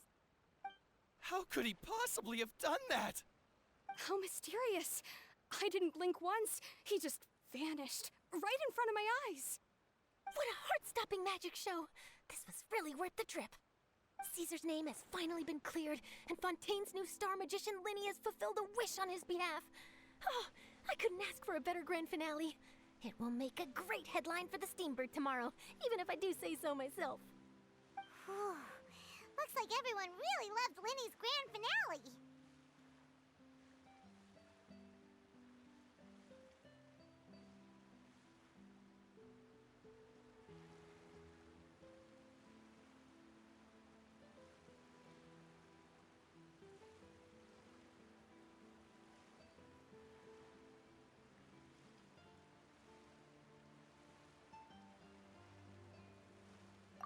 Doesn't see Lyney anywhere. Where'd he go? Oh, Lynette said he'd be waiting for us at the usual hunt. But, where is that?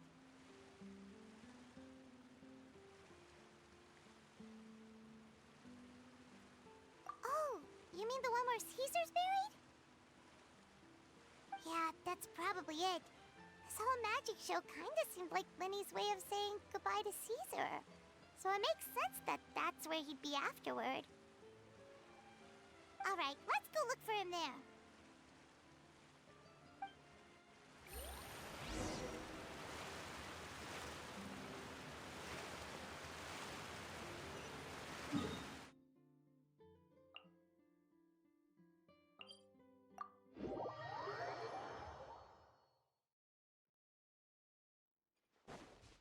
Take it easy.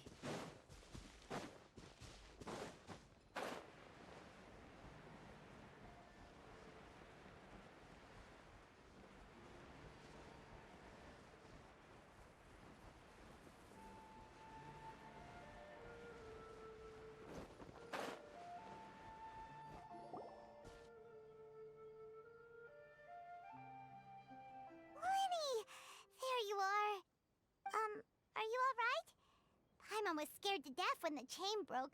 Paimon was sure something had gone horribly wrong. Magic is a performance art. A magician has to get creative to keep the audience on tenterhooks. That's our job. So I tweaked Caesar's original setup a little to keep it fresh. I was honestly a little nervous during the live performance. The thought of falling, suddenly feeling weightless, seeing the sky and the ground spinning and spinning. Sometimes, I can't help but wonder what Caesar thought in those final moments. Did he regret taking Gemma and Lorenzo on? Or did he believe that it was his own slip-up right until the end? You know, Paimon's been wanting to ask you about something ever since we were in Caesar's workshop. You learned magic from Caesar once, didn't you? When was that? After I joined the House of the Hearth. To be honest, Lynette and I had an agenda when we approached him. I told you about my past before, remember? As a young boy, I survived by secretly learning magic from street performers. I'd watch their tricks and try to figure out how they were done. But I quickly realized that observation alone could only get me so far. What I saw was the polished final performance, but the rigorous training they put in behind the scenes remained invisible to me. I needed to learn how to improve my sleight of hand, hone my misdirection skills, and make niftier props. We were gifted enough that we'd made some progress by ourselves, but without proper guidance from a professional magician, we quickly plateaued. So that's why you sought Caesar out? Yes. We figured there was no harm in asking, but it took us by surprise that he was so willing to teach us. In all, we only spent 10 short days together, but he was very good to us. By contrast, we hid so many things from him. For instance, when he asked why I wanted to learn magic, I answered, "It's my passion." But in truth, there was already a lot more to the story by then. After being taken in by an aristocrat for our magic talent, then betrayed soon after, this was no longer about me doing what I loved. What amazed me was how the lie escaped my lips even as I was hesitating over whether to tell him the truth. Trust is a beautiful thing. Sadly, I'd forgotten how to trust by then. Lyney.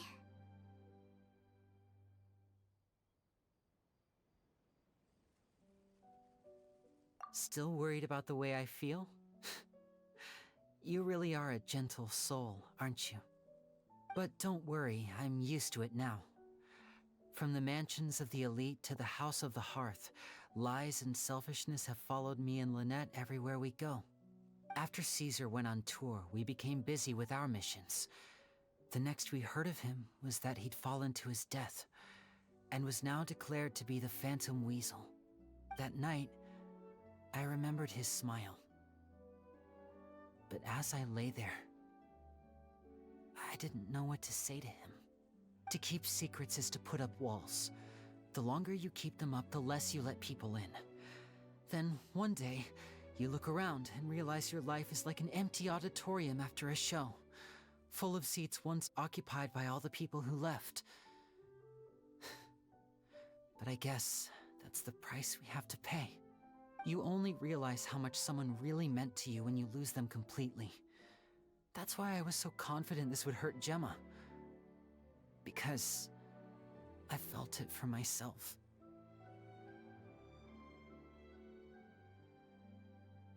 Yeah, cheer up, Lyney. We've had to say our fair share of goodbyes during our journey, too.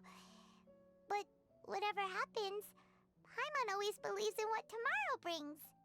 Delicious food, fun toys, and the traveler by my side. Paimon just needs to focus on things like this, and all the unhappy stuff goes right out the window. You know, Traveler, doesn't that kind of make you Paimon's truth? Exactly. It's the same for me and Lynette.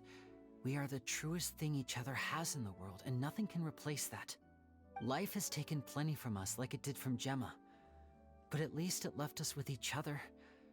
That's what gave us the strength to get through the darkest days. That's why the darkness never consumed me and why it never will. Maybe we live in the shadows too, but we remember every precious ray of light that shines through. All right, time to lighten this conversation up a little. What did you think of the show tonight? Were you happy with it? It was amazing! Paimon just wishes we hadn't been so distracted with the Gemma situation. We spent most of our time in the opera house just talking and pretty much missed the entire first half of the show. Lyney, could you do just one more trick for us? Whoa, that's a bit of a tall order, I'm afraid. The show's just finished, so my sleeves are decidedly card-free right now. Aw, come on! Surely you can think of something. The Lyney Paimon knows can do anything if he puts his mind to it. Oh, all right then. I'll give it a go, but only because it's you. Watch closely. I have a flower in my hand. You liar! There's nothing in your hand! We ain't going along with this! Huh? My goodness, you're right. But I could have sworn I brought one here with me. Okay, try this. Count down with me. 3, 2, 1. 3, 2, 1! Now, have another look around. Maybe the flowers appeared somewhere else. Really? Let's see.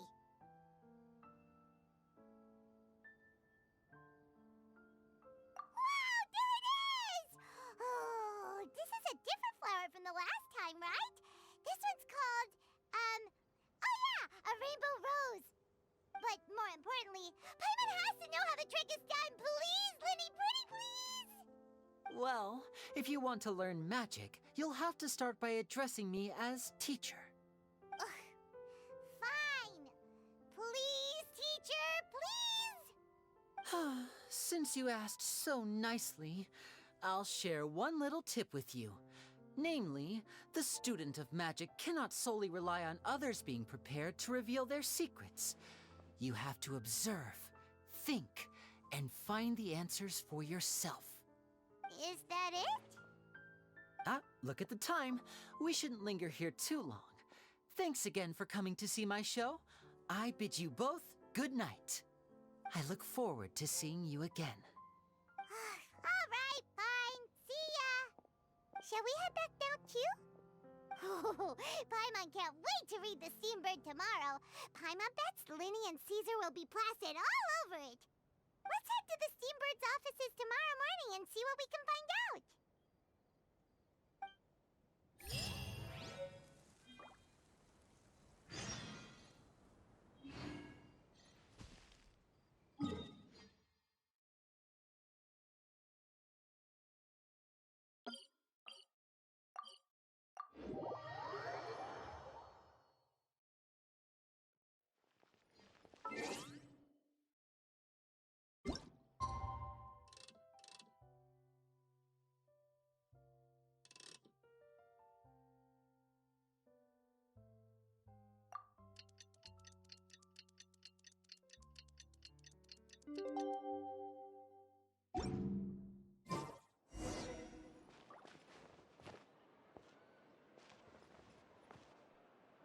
I'm very sorry, Charlotte, but my sister and I are quite busy today. I'm afraid we'll have to decline this interview. Oh, please, Lyney, I'll only take a moment of your time, if you would be so kind. Huh? What's happening here? I spent all night writing my piece about the Phantom Weasel, and it was going to go to print this morning. But just as dawn broke, I suddenly received news that Caesar's fiancée, Gemma, had contacted the guards and confessed to having been the real Phantom Weasel all along. That was quick. Hmm? Too late, bro. That was quick, you say? It sounds like I've got some catching up to do. Please, fill me in. Whoops. Aha! My instincts did not lead me astray. You do have something to hide. Gemma turning herself in must have something to do with Lyney's performance last night. Maybe watching my high-altitude escape trick reminded her of a better time with Caesar, and she could no longer ignore the voice of her conscience. Huh. Okay, then. Wait, no, there must be more to it. If that's all it took for her to have a change of heart, how did it take her 10 whole years? Well...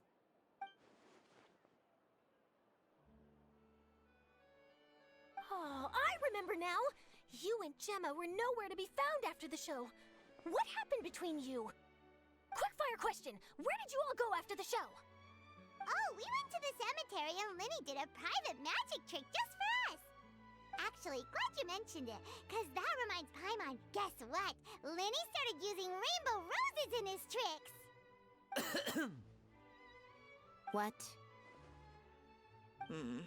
I don't recall ever having received a rainbow rose from you myself. Is this supposed to mean that they're more important to you than your own sister? No, I just, What now? Oh, did Paimon say something wrong again? This is getting pretty awkward. What do we do, Traveler?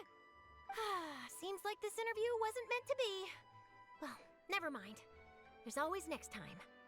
Forgive my persistence, but when there's explosive news waiting to be found, I can't turn away. The news about Gemma has already made waves, and I'll stop at nothing to get to the bottom of it all. Apparently, one of the things she said to the guards was that her final wish is to see Lorenzo one last time. There's clearly a web of complicated relationships there. Can't blame me for being curious. All right, I guess I'll leave you to continue the rest of your conversation in peace. Bye for now.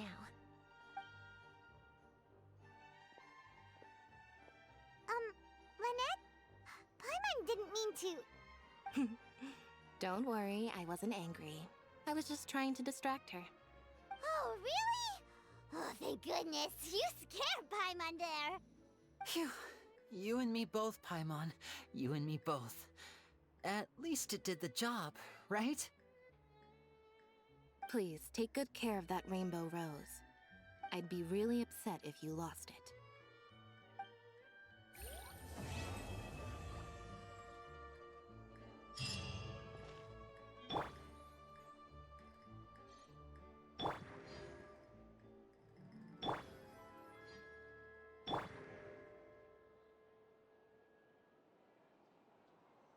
I've never seen anything like it. I simply could not believe it. It should be fine. I'm sure it'll get